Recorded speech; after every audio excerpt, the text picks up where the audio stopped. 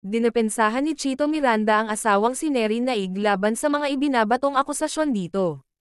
Ito ay sa gitna ng balitang inaresto ang dating aktres dahil sa patong-patong na kaso, 14 counts of violation of Securities Regulation Code, estafa, at syndicated estafa.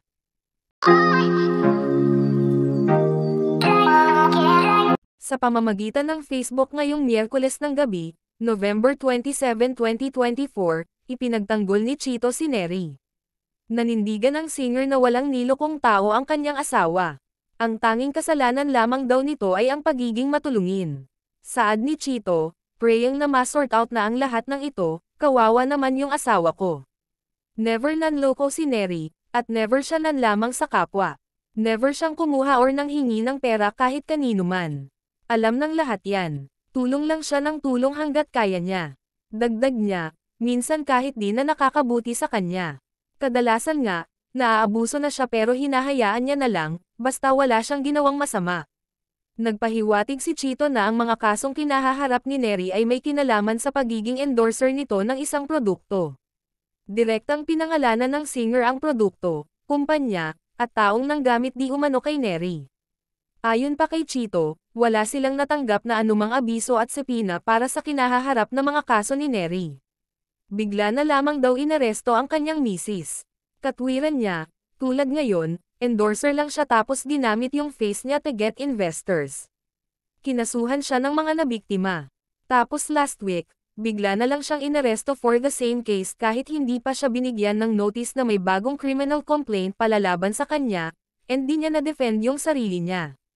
Wala siyang na-receive na letter from the prosecutor, walang subpoena, walang kahit anong notice. Yung mga dati, na-receive namin niya, at nag-comply siya, alam naman ng lahat na madali kami mahanap sa Alfonso. Anyway, dinampot na lang siya bigla. Na-dismiss na yung mga similar na kaso sa ibang lugar, and we're praying na sana ma-dismiss na din ito. Wala siyang kinuhang pera sa ibang tao, lahat ng pera nila na kay Chanda, ang may-ari ng Dermacare. Hinutok pa ni Chito, sobrang bait po ni Neri, as in suobra.